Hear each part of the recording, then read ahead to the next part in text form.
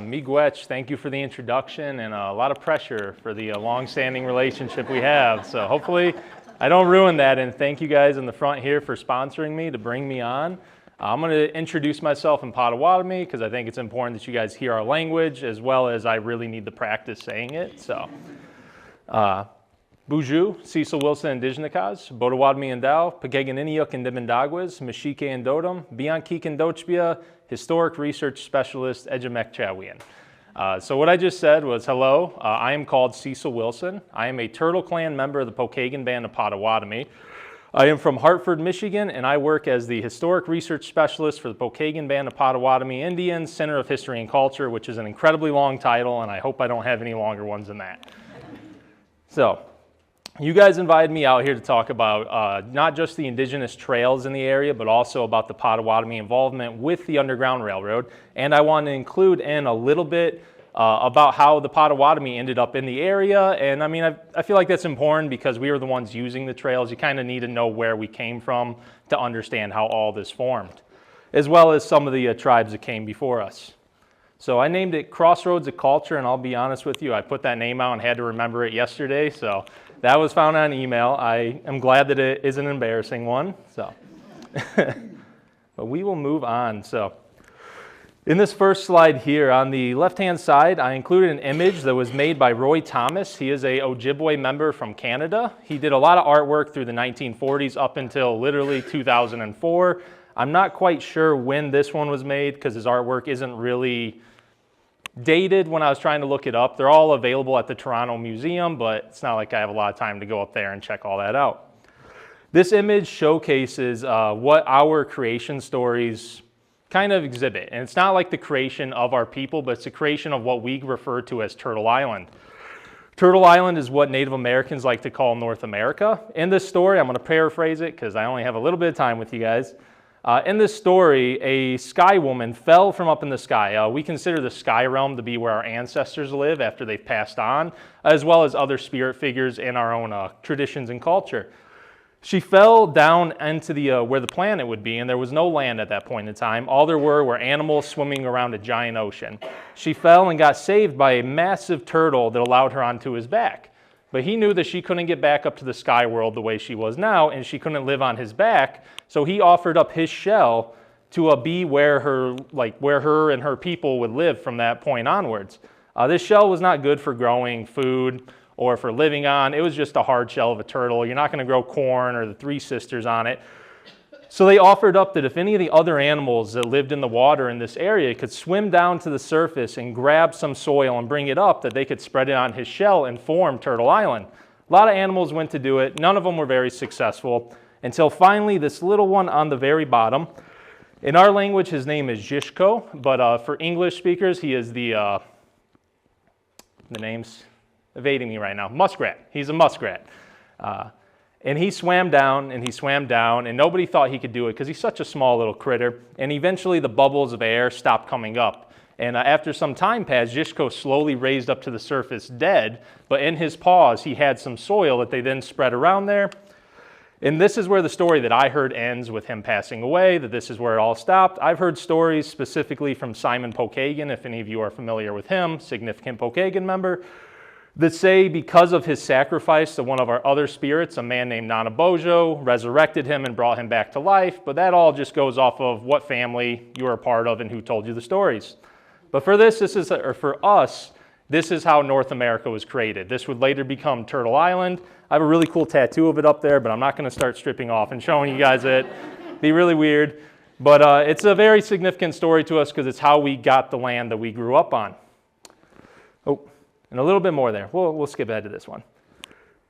So that's how the earth came to be for us. We also have stories on how we came to be as Anishinaabe people. If you look up in the top corner there, I have Anishinaabe history. Anishinaabe is our word for first people. And it's to reference that we were the first people that we created and put on the earth. We have several stories, just like any tribe in the area, or pretty much North America total, is going to have a creation story of how they came to be. For the Potawatomi, we have one that originates up in Wisconsin that says that we were placed off of a mountain by the creator, Gejemnado.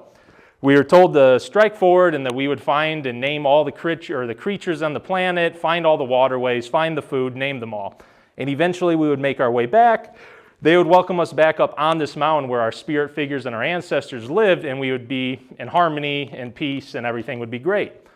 By the time we migrated back from the East Coast over to the back to Wisconsin area, this mountain had receded.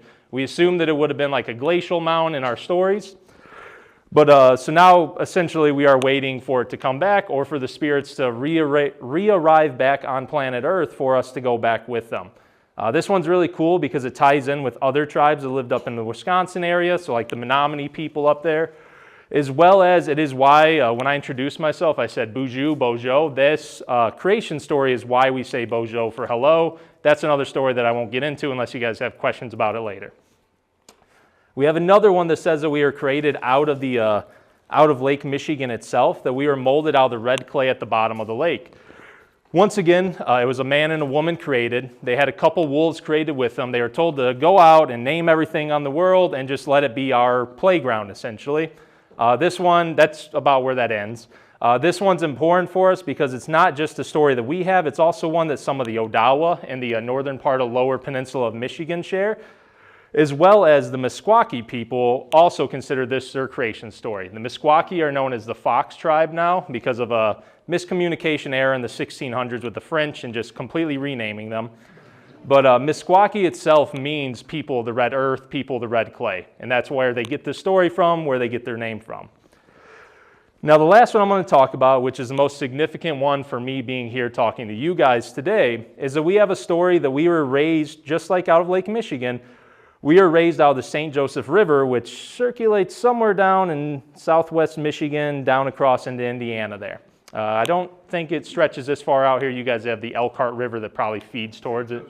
Is it right here? Okay, I don't know the Elkhart area very well. I'll be honest, I've been in Elkhart probably 3 times in my whole life. So I got to research a lot about this topic today, and there's a lot of new information for me. So we were told that we were raised out of the St. Joseph River, same story, made out of the clay, made out of the soil at the bottom of the river, raised forth, told to venture out, explore the world. This one ties in with the Miami people that were also a significant tribe in this area. As far as I'm aware, the Miami people consider the river they were raised out of to be the Miami River, though, not the St. Joseph River. And there's a little bit of a question on that as well, because once upon a time, the St. Joseph River was called the Miami River. That was a long time ago when the French Jesuit LaSalle went down there and he interacted with Miami people near the river, so he called it the Miami's River, which is how a lot of rivers and names got their place in the Michigan area. So I like this one because, again, it really attributes to this area. It really talks about how we were the ones here, how the Miami people were also created here, and how we shared this area from creation. Now, there is a little known fact that even though we say that we are created down here in the Great Lakes, by the time we really start recording our history with our oral histories, we're talking sometime around like 1000 CE. We were located over in the New Brunswick area. We had one of our leaders got a message from the Creator that said that if we need to move westward, we need to migrate to where the food grows on the water. We know that that is where the wild rice grows now. Because there was going to be a tribe of people coming from the east that were not going to accept our way of life. They were going to displace us and kill us and take our land. We now know that that was the Europeans they were talking about. And it wasn't just us that got this message. It was also the Ojibwe or the Chippewa people and the Odawa or the Ottawa people. Because at this point in time that I'm talking about, Anishinaabe didn't just mean first people. It meant those 3 tribes as one large continuous tribe. So at that point in time, we weren't just Potawatomi. We actually didn't get the name Potawatomi until we kind of split when we were down towards southwest Michigan. And we were just one large group of them. And as we migrated westward, we split across around here. The Ojibwe went north. The Odawa went into the upper part of Lower Peninsula and a little bit of the UP. Some of the Potawatomi settled over in Wisconsin. They form our Forest County Band that still exists in Wisconsin, as well as our Hannahville tribe that exists somewhere over there. And then the rest of us went down to southwest Michigan with a small amount remaining by the Lake Huron, and they would later become the Nottawassippi Huron Band. So that's how we ended up in the area. We had a brief stint in the 1600s. As the Europeans were migrating inward, they started trading with other tribes in the region, specifically the Iroquois. The Iroquois were traded guns, and they pushed all the tribes in Michigan, or at least the lower part of Michigan, out of the state into Wisconsin. That's where we first connected with the French people, signed a treaty with them somewhere over by Sault Ste. Marie, and then we pushed the Iroquois back out, and we took our place back in southwest Michigan. Sometime around 1683, that's when the St. Joseph River became the St. Joseph River. It was renamed by Father Claude John Allouez, allegedly because he arrived here on the first day of the St. Joseph Day feast. I'm not Catholic, so I don't know what that means. I just know that that's the story that I've heard on it. So, I've said a lot about our stories. I've said a lot about our creations, about how we ended up in here, and I want to show you guys not just this migration map, which is a really cool one. It was made by an Ojibwe person, I believe. I wish that I could tell you exactly where we got it. I inherited this image, so I just had to Google where it came from, which I titled it on the bottom there, but I'm not exactly sure the origins of it or why it was created. This image, however, was made by another significant Pokagon Band member. He is a contemporary person. His name is Kyle Malott. You guys may have heard of him before. He is one of our language specialists, as well as his family were practically the tribal historians for the last 100 years. So when I have a lot of questions, I go to Kyle. I ask him about different things, specifically about language. He's a wonderful person. If you guys ever get a hold of him, he will share everything that he knows with you. This image is on our archival website for the Pokagon Band. Our archival website is called Weaquebjigan. I have my email at the end. Feel free to email me about it because it'll be a nightmare to try to spell that without seeing it. So this image shows what our ancestral lands look like, and this is more referencing as we settled back into the area around the late 1600s. It's very hard to see. I was hoping it might be a little more blown up. These little green dots here, these dark green ones, we have them all throughout there. That's where the modern day Potawatomi village or Potawatomi tribes are located. So we have Pokagon Band here, Gun Lake or Matchi-Benashewish, Nottawassippi Huron Band, Forest County, Hannahville, and then if you go further west towards Kansas, you would see our Prairie Band Potawatomi out there, and even further west in Oklahoma, you'd see the Citizen Band Potawatomi. So I want to include this because it doesn't just show where our modern day villages are. Like I said, it's very, very hard to see. There are little pinpricks of red dots all throughout here. And these red dots are showcasing where our historic village locations would have been, our significant ones that we would have kept records of and track of. So as you can see, they are just littered all the way throughout the upper northern Indiana section. And the only way that we're going to have knowledge of where these are at and how to get to the other tribes is that we had to utilize the trails that I'll be talking about later. A lot of these trails are forgotten to history because they would have been small ones that just separated or connected random villages. Some of them might even have been just like our villages down here, but my farmland is a mile away where I'm growing agricultural stuff at, so I need to make a trail leading out to that. Those will obviously be forgotten to time, but a lot of them will be remaining in our memory. So I think I put these out of order. I meant to have this one first, my bad. This is a more contemporary map showcasing kind of this area as well. This map was made in 1830. I believe it was a survey, or 1933, a survey by Elam Young Guernsey. You guys might recognize this. I don't know if any of you have seen it before. This one's available on the Indiana State Archives. I have zoomed in onto the Elkhart region, as well as this whole southwest Michigan, northern Indiana area. This map covers the entire state of Indiana. If you find it online, it is very clickable and you can zoom in. It is actually really interesting to look at. And it shows not just some of the major roads that go through the area, but also shows where some of the villages are. Like we have Topnabee's village up here, Pokagon's village. When we get down into the Elkhart area, we see villages of Elkhart, or the city of Elkhart. Some of these names I don't really know how to say, I'll be honest with you. They are very difficult to say Native American names. We have trading posts like Coquillards, Alexis Coquillards, as well as it showcases some of the forts that were in the area. And I always found this interesting too because it shows that when you compare this to where the other map, I'm going to click back to it real quick, is at, it's very hard to see, but you can see that a lot of where the forts were made, where they cropped up at, were along the main like waterways and main trailways that the Native Americans used, because as the settlers were moving into the area and they were kind of settling their claim, taking the land, what they were doing with it, they were going to use the routes that we had. These routes weren't just like haphazard through the wilderness, just willy-nilly. We would make them as like the most convenient, most efficient way from point to point. And the settlers moving in knew that. So they knew that if they went along the routes that we made, it would be the easiest way to get where they wanted to go, as well as if they built up near the routes, that's how you would get the Native Americans to interact with you. We would be able to go and trade with you and start showing you other agricultural techniques, the waterways that we use, and so on and so forth. I included this image here too. I forget his name. I have it on my little notes here. So this image here was taken from a YouTube video that I found. It was made through Goshen College by a presentation done at Goshen College by Luke Gasho. Do you guys know him? I'm probably saying his name really badly. He is probably, from what I can tell, the expert on the Native American trails in the Elkhart region. The video that I found from Goshen College on him was incredibly insightful, and I actually took some of the information I used here as well as later in the presentation from him. This image I thought was really meaningful during his presentation because it shows all the different trade goods that the Native Americans in the area would utilize, showing that it wasn't just, again, movement between villages or movement to waterways. We would use these routes. They travel all throughout here, all these trails, to bring trade goods in from all over the Turtle Island to our people.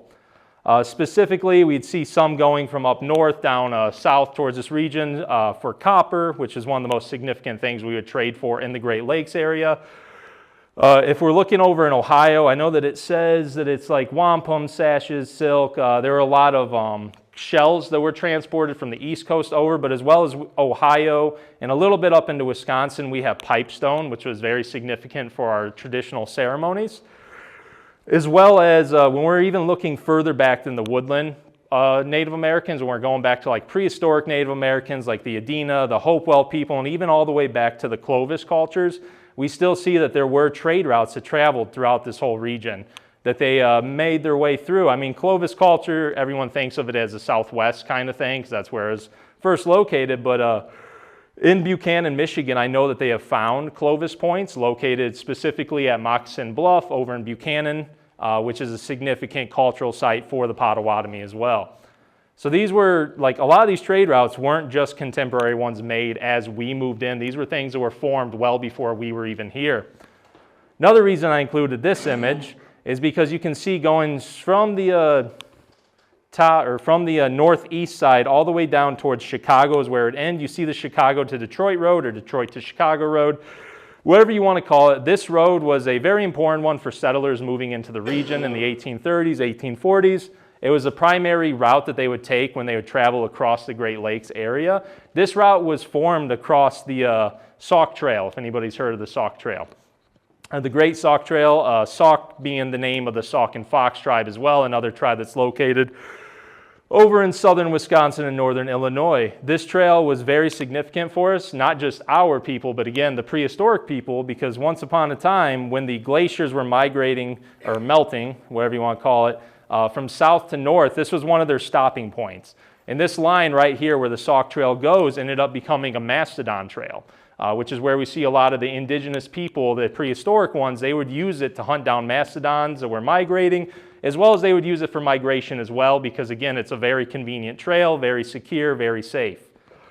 Later on in history, we see the formation up here of the, I believe it's called the St. Joseph Trail. That one was made by LaSalle a long time ago because as the French people were moving into the region, the Illinois people actually started migrating down the Sauk Trail and were very aggressive against the other natives in the area as well as the Europeans coming in. So they actually avoided using that for a number of years, and they literally just formed another trail up in southern Michigan across the state. Kind of a funny fact. Now, there's one more trail that's important down here, and it's not really a trail so much as it is a common road that was used. You can see the Michigan Road that heads from roughly modern-day Indianapolis up to about Michigan City. I've seen some people say that they think it might head off towards Benton Harbor as well, towards Lake Michigan. While this road doesn't necessarily fully follow down where a Native American trail was, if you look at old maps, and I wish I could share them on here with you guys, there are just littered throughout this whole area Native American trails that ran through the region, because this was just a very convenient way, especially because we had Potawatomi down here to connect with the St. Joseph Potawatomi up north of them. It probably ran down to Indianapolis for the Miami people. The Miami tribe, I know they consider their ancestral lands to go down further south in Indiana than we do. So there's a good chance that that's why the trails stretch that far down. Now this is a map that if you guys are familiar with Luke Gasho, I also kind of co-opted this from one of his presentations. This shows this is the 1830 survey of Elkhart County. This one's not as descriptive as the one that he used, but I didn't have time to run to the Indiana State Archives to copy things, to scan them. So I had to use the one that I found on the Potawatomi Miami Trail Marker Group's website. So this one right here showcases what Elkhart would have looked like. You got the Elkhart River on the middle section here. There's a giant plains up here, if I remember right, that Luke talked about, as well as going right through the very middle of this. It's not marked on this map, but I kind of roughly drew it in there with my finger, so pardon me if it's a little messy and scribbly looking. That's a Native American trail running right through there. They actually labeled it as Indian Trail when they relabeled this whole map, the survey. And it's a major way. This one would later become known as the Potawatomi Miami Trail. I believe in 2023, they just did a commemoration of it. They actually put a marker up there for it at the, I believe it was the Anabaptist Mennonite Biblical Seminary, yeah. AMBS, that large one there. They just did it with the help of Luke Gasho right there, so I'm glad he's not in the crowd. Hopefully that's a good photo of him. This is the sign that was put up for it. I found this on a news article, so I didn't just creep and take a photo of him doing it. But it's commemorating it. I believe on the Mennonite Biblical Seminary's campus, there are 3 other signs that were commemorated as well. This is the main one. There's a QR code there if you want to see the history of it. This trail, the Potawatomi to Miami Trail, as it would become known, or the Bodway Wadmi Mia Mia Trail, which is our actual way of pronouncing our names, travels from Fort Wayne, Indiana, all the way over to Lake Michigan, if I remember correctly. It would have been a major trail running throughout this whole area, as well as the settlers moved in, they would have settled the fort there. They would have settled roads here. They literally built Elkhart right around here. So, I mean, it was a very popular area that would have been utilized and a trail that would have connected a lot of places throughout here. And this isn't the only one that runs through here. I included this one because I couldn't find a map that really dedicated this, but there's another significant trail that runs through Elkhart. It is known as the Elkhart River Old Indian Trail. This marker was made in 1935 by, I believe, the Elkhart Historical Society. They laid it out there. This marker says on it, let me find it. All right. The gist of it is this marker talks about the Native American wars that ran through the area, the trails that they would use, specifically like the French and Indian War leading into Pontiac's Rebellion and so on and so forth. They would use this to travel between the village locations and the budding cities that would rise between there. This one, I believe, is considered to be a subsection of the Potawatomi Miami Trail because this one runs roughly from Fort Wayne, if you consider that, over to Lake Michigan, instead of all the way towards like Chicago where the Potawatomi one runs. It would have, again, been mostly utilized by the Potawatomi and the Miami people in the area. This one, it's hard to tell if it would have been considered a prehistoric trail as well, especially because a lot of the villages that it ran across were ones established more towards the woodland era. But nonetheless, it is another significant trail that ran through this Elkhart area. So I talked about the Native American trails that ran through the area. I talked a little bit about how we ended up here, and now I want to mention a little bit about the Potawatomi involvement with the Freedom Trail. I'm not sure how much time I have left, but all right. Yeah, I was like, I tend to run long, so I apologize if I talk too much. So these photos are of a Reverend Germain Loguin. Germain Loguin was a freedom seeker that escaped from down south. He was looking to make his way up to Canada, and in his slave narratives, he ended up settling over by Toledo, Ohio, I believe.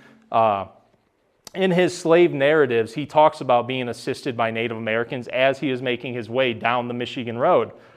It's a really meaningful thing to read. If you guys ever look it up, I highly suggest reading it. It's very long, and it's written kind of roughly because he was not a very well-educated man till the later part of his life, but it's actually very interesting to read. This is a photo that would have been shared in the actual journal they put, and it says, "Yours truly, J. Loguin," and this is one that is used a lot when they talk about his efforts later on in his life with helping other freedom seekers make their way to freedom.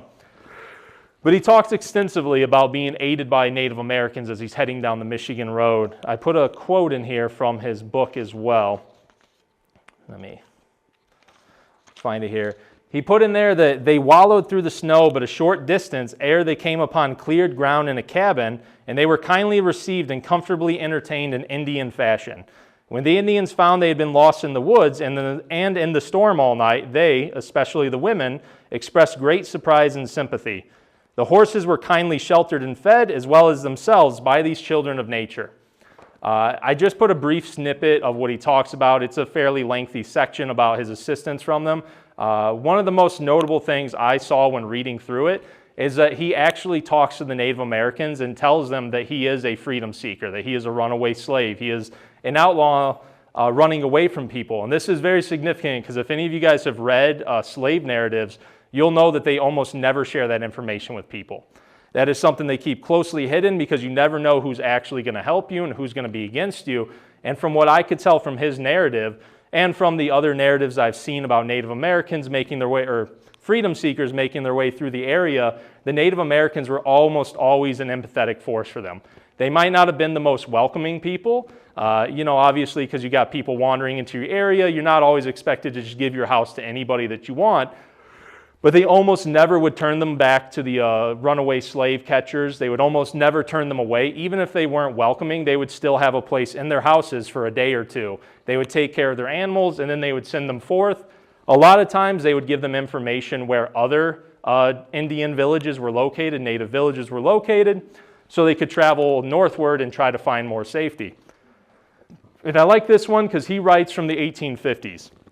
In the 1850s, this is post-removal as well, so you didn't have a lot of tribes located throughout this region anymore.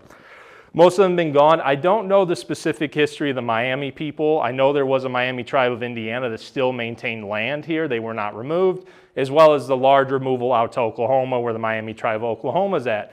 But in my mind, I think that when he's in this region, the only large significant tribe at this point in time would have been who would later become the Pokagon Band of Potawatomi Indians. So to me, it just feels like that's who had to help him. So it's just an interesting thing for me to read. He doesn't give any specific names. They might not have even shared names, let alone him have been able to remember the names or write them down 40 years later as he wrote this narrative. But it was a significant moment to him that he wrote it and, again, exhaustively talked about how welcoming and communal they were to bring him in.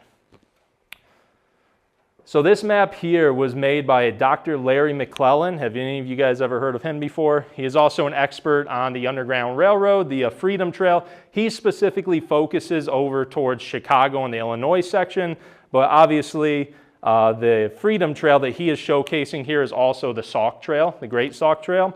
And he talks extensively about how useful it would have been for freedom seekers looking to make their way towards Detroit and eventually into Canada. I highly recommend looking him up, just like, again, Luke Gasho, which all you guys already knew him anyways. But I highly recommend looking up Dr. Larry McClellan. I've had the chance to talk to him a few times, and he's a brilliant man, absolutely amazing.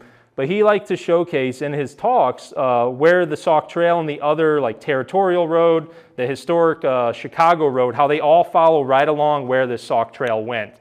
So it's very meaningful for this because it showcases, again, that the roads that eventually in Michigan in the Great Lakes period would be made, the major pathways, would follow along the Native American routes that we had, as well as when the freedom seekers started looking for safety, they would send them down here because, again, it's not just one trail going up there. There would have been minor trails that ran all the way along this, trails that only the natives or maybe the locals would have known, that the slave catchers would not have known. They would have been traveling just straight down the Sauk Trail or the Chicago to Detroit Road at that point in time. So it was a way that they really assisted them in getting away. One of the founders of Chicago, he has a narrative that he was helped down the Freedom Trail over into southwest Michigan and eventually made his way to Chicago with the aid of Native Americans going on Lake Michigan, specifically bringing him in their canoes because our canoes were so quiet in the water and we knew the waterways that we could navigate around there while still hiding him. He eventually married a Potawatomi woman as well. I wish I could remember his name. I meant to write it down and forgot to do that. But it was also a very significant story, again, with someone that was significant to the Great Lakes region's founding that was aided by us in in his quest to make freedom, to become free. I don't know time. I had one more I didn't share a photo with. I was briefly going to talk about the Potawatomi Trail of Death. I meant to put it in here, but ended up cutting some things. Before I came here today, I thought I had a full hour to talk about this, so I apologize that I've had to cut things down. I didn't realize that till yesterday. I wish I could talk extensively about that. I haven't researched that end of it a whole lot, but I know just speaking from my own oral histories, I know that the Great Marshland was located somewhere around here, the Kankakee Marshland. That would have affected, again, where the Sauk Trail kind of cut across there, as well as I did a lot of research for Lake County, Indiana, I believe Indiana, which was somewhere down in this area here. And a lot of the trails running through there actually skirted around where that marshland went, or some of the ones that didn't remain because, again, they drained the marshland, destroyed a lot of the ecological resources there that did go through it, no longer existed. That one I know about. I don't know a ton more other than they would have been connected to our natural water springs a lot of times. If anybody knows what marker trees are, by chance, marker trees would have been located along these trails. They would have been bent trees as well as another name for them. They would have been located on them, pointing towards where we believe that fresh water springs would have been located. I have one person in my tribe that said that we would have known that anyway, so people probably put a marker tree to mark where their farm was and everything. I've never seen anything else about that, but I know they would use the landscape in that way to help guide us the correct ways to things. That's about the extent of my knowledge on that end of it. Yes. What is a marker tree? So they are bent trees, if anybody's heard that. They are trees that Native Americans would have had on trails that they bent at usually 90-degree angles as they were young and growing to help point them in the right direction of something they wanted. I wish I could show you a photo. They're very, very noticeable when you see them. There's probably not many that exist. If you ever see someone talking about one existing, it would have to be close to 300 years old because we haven't had a need for them in a very, very long time. But they do exist randomly in places up in Traverse City, up in the northern part of the Lower Peninsula. There's a marker tree there that's gated off and protected. So this land here in Elkhart would have been more closely related to, despite us ranging down here after removal, this section would have been more related to Menominey's group that was removed in the 1838 Trail of Death. That removed roughly 850 Potawatomi from northern Indiana and a little bit into Illinois, even a little bit further towards Ohio, out to Kansas, technically Sugar Creek Reservation out in Kansas. So when it came to removal, to go even further into that, the whole purpose of Andrew Jackson's Indian Removal Act was, one, because natives weren't civilizing, and two, for the most part, they wanted the land down south in America. So when they started doing removal efforts, that's where they aimed most of the military at. So up here in the Great Lakes region, it was militia groups that do a lot of removal. So like you said, if we were considered friendly or friends, or they are okay with us being in the area, specifically because not only would we be friends with them, but we also brought merchants and blacksmiths and schools and so on and so forth. They wouldn't push for our removal. Because with the Pokagon Band, everyone knows about the Catholic Church and the Catholic faith, and that's always what's quoted for why we avoided removal, but a big part of it was that in that area, we were the primary bringers of merchants and supplies and everything, so they didn't want to see us go.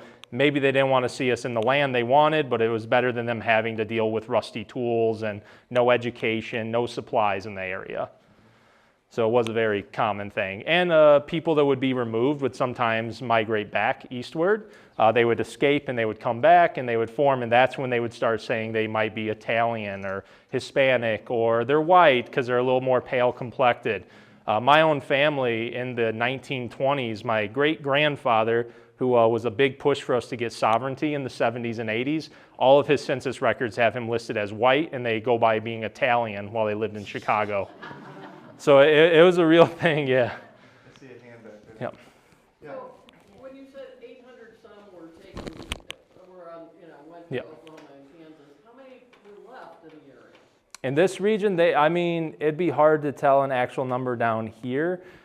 They were trying to round up everybody that they possibly could, because even when we think of the removal, you always think that it started in Menominey's village, just south of here.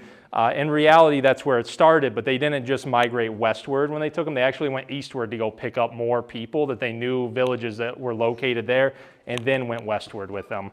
It was specifically 859 citizens that we know of that went. 42 passed away on the trail itself, mostly elderly and children. And then, and even most of the people that were involved in the removal down here would later on become the citizen band that's in Oklahoma. Most of the Plains Potawatomi that lived in Illinois already, they would constitute what is now the Prairie Band. So they had a secondary removal as well over to Oklahoma. See, this is probably a stupid question, but when you powwow, do they all come too? I mean, do all the groups come to your powwow? So our powwows are open to everybody that wants to come, and that's another thing. If you guys are ever in the Dowagiac area, they are open and free to the public. We do have, once a year, we have a large Potawatomi gathering that travels around the different Potawatomi tribes. Last year, the Pokagon Band had it, and we probably had close to 5,000 to 6,000 people that traveled all from different countries, because again, we have Canadian Potawatomi that came down. We have Potawatomi that live down in Mexico, a band down there that came up to us. So we do, but it's a once a year thing. It's been happening since 1994. Anything you want to say about your So, adventures in research? For this specific topic here, I want to say that I could put as much time as I possibly could into researching this. The unfortunate part is my job is multi-layered, and I didn't have as much time to focus on it as I could have. Hence, I couldn't go to the Indiana State Archives. Hence, a lot of the oral histories that I have from our tribe feature more up in Southwest Michigan and just like the Calumet region and stuff like that, not so much down in Elkhart. I wish I could have had time to contact specifically Blake Norden out at the Citizen Potawatomi Nation to contact him and to talk with him about it. But there definitely is a struggle with that. A lot of contemporary people don't consider oral histories to be primary sources. They consider them secondary sources, if anything at all, because they say that they're just stories that people were told and stories change. Dr. Blair Morsaw, if anybody's heard of her, she is a Pokagon Band citizen. She teaches anthropology up at Michigan State University. She recently wrote a book a couple years back called As Sacred to Us, and it's her researching and going in depth onto the birch bark stories of Simon Pokagon.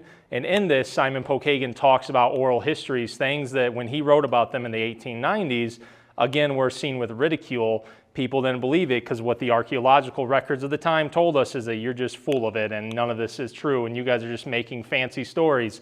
Blair wrote this book and published it or through Michigan State Press, and then she went and did like talks for it and signings for it, and she met a geologist that was focused in the Southwest Michigan area. And one of the stories that Simon talks about is that once upon a time, like thousands upon thousands of years ago, we lived in this region and it was a giant lake, which everyone knows Paw Paw Lake, if you guys are familiar with that area, exists, or Maple Lake area. But before that, it was like massive, covered the whole Southwest Michigan area all the way to Lake Michigan. And at some point when our people lived there, we heard a great cracking noise, a great sundering of the earth, and it all fled away. It all flowed out, and then we were left with what we have now. And where it flowed towards Lake Michigan was what made the Paw Paw River. That's how we say the Paw Paw River was created. We were treated like we were crazy for it, that it was all BS. And this guy that's actually studying the geological records of the area said that something like that probably happened. They have records showing where a great deluge went through there at some point in time. They know that a lot of times when we're talking about these massive basins of water that then a cracking happened and they all flowed away was because it was a glacial lake, that the glacier underneath it finally melted enough or had enough friction on it that it fully just broke and then fled the whole water out of there. So there are efforts like that that are showing that these oral histories we have that might be seen as less than are more true than people always think of them. And then you have plenty of evidence when you go farther out west in the southwest of stories of people living there more than 13,000 years ago and being treated like we were crazy, and then more evidence coming up that, hey, yeah, we really did live here, and there really are evidence of our people, footprints and seeds and, mastodon bones and all sorts of stuff. So it's a tricky process trying to navigate it. It's hard. It's rough, especially most of the time people are very understanding of it, but I have had people that are like, well, that's just oral history. That doesn't really explain anything. Or they'll ask me about my credentials, and I'm working on my graduate degree at Western Michigan, and I was like, well, that's important, don't get me wrong, but most of my knowledge I consider meaningful is from the knowledge keepers in my tribe, and the stories they've passed on are like, well, how long are you till you graduate then? and that's all they cared about. They don't care about that aspect of it. That's the only part. So it is a kind of like towing between two worlds and trying to find that balance in there to connect with everybody. So. What's the name of the author, Blair? Blair Morsaw. Yep, Morsaw. She wrote As Sacred to Us. It's Simon Pokagon's Birch Barks and their like modern retellings. She wrote to Gary? No. Her husband's Morsaw that she got married to. Okay. She's Topash Caldwell is her maiden name. She just had a book come out at the end of May because while she does focus on like the history and anthropological history of our people, her actual like passion is in the future of Native American people. And she just released a book on May 20th called Mapping Anishinaabe Futurity. And we were having a hard time getting a hold of a copy at my office. So if you want to find that, hopefully you can get one before the end of the year because it is going fast apparently. But and if anybody's interested, next week on Wednesday, if you find yourself by Dowagiac, Michigan, Southwestern Michigan College, and the Pokagon Band is hosting a book signing event for that book with Blair. So, and there'll be, I think they're doing discount codes for the book if you go there, so you can get at least a discount on it. So. Could you spell her last name? Yep, Morseau. A great person if you ever get to meet her. Pretty much everyone I talk to is a wonderful person. So. Quick, before you go, not the French, but could you pronounce things in Potawatomi like Mishawaka and Napanee and just anything that you can pronounce, how it should be pronounced? Like. I'll be honest with you, that's how I know pronounce it as too. Yeah, Shipshawana, where'd they have that at? It's somewhere up here. It's right over here, Shupshawani. I know Michigan is Michigami, something like that. Michigan, I know the lake was named before the state. The state was named that because they eventually called it land of the clear cut because of all the logging that happened. Before that, for the Potawatomi people, it was Michigami because that meant big lake to us. Great Lake, similar to Gordon Lightfoot's song saying Gitchigumi for the Lake Superior and the Ojibwe because we share a language similar to them. Moccasin, like I mentioned, Moccasin Bluff. Moccasin is Makusin in our language. I'm definitely learning the language myself too. And the other problem we have with a lot of these is, like this is how the English people pronounced it. Potawatomi is not even what our actual name is. Bodway-Wadmi is it, but it was just the Anglicization of it. When I mentioned Ojibwe earlier, that's Chippewa. Even though they don't sound that way, our way of pronouncing Ojibwe is how we say it now. It was Ojibwa back in the past, so Chippewa, Ojibwa. Odawa was Ottawa because of the similarities there. Like I mentioned, the Meskwaki people were called Fox. That was a really dumb miscommunication because the French people, when they introduced themselves, like I introduced myself as Turtle Clan of the Pokagon Band first, they allegedly, the story goes, they met with some Fox people, Meskwaki people in Wisconsin. They introduced themselves as the Red Fox Clan of the Meskwaki people. The French thought that Fox was the name of their tribe, so they called them Renard, which is the French word for fox. So if you look at old maps, you'll see Renard up in Wisconsin a lot of times too. It eventually became Fox. They literally just renamed the tribe. It's honestly a pretty horrific thing. But Topnaby here, they didn't even put his. His name is Dokmabe, not Topnaby. Pokagon is Pokagon. Pokagon is his baptized name, so it's an anglicization of his name. Pokagon means rib bone, which is what our tribe is named after. And there's Makusins, which is Moccasins Village up there. Can you say thank you? Because I've read it in a bunch of places. Yeah. I met an Ojibwe lady and I was going to say thank you to her. Okay. It's Miigwech. Yep, you can say Meigs too. People understand that. It's like a Meigs, yeah. Miigwech. If you introduce yourself, you can say Bojo or Buju. Both of them mean hello. We say Bojo over for the Pokagon Band because we're known as vowel droppers in our vocabulary, so we just have less O's in a lot of our words, which is, it's also funny. But you'll run across that too. One last question. I think I just want to be respectful of everybody's time for the hour. Is there a reason that both of those words are like bonjour in French? So that ties back to, I don't know if people remember when I said our creation stories. We had the one from Wisconsin where we were placed off a mountain, told to venture forth, and when we came back, the mountain was gone. A lot of people think we say bonjour, bonjour, because it's similar to bonjour. Our first interactions with Europeans were French, since very similar. In reality, it's because one of our significant spirits in our like traditional beliefs is a man named Nana Bojo or Nenek Bose. It means quivering tail, and the theory or the story goes that when we are ready to go back up onto that mountain, when they're ready to take us back, Nana Bojo will be the one to come get us. So we introduce ourselves by saying Bojo, so he knows that we are his people because we're using his name. So that's the story I've been told on it. So Kyle Malott told me that one. Yeah, I know. Yeah. Well, again, thank you, Yes. Cecil, so much. I really Absolutely. appreciate it.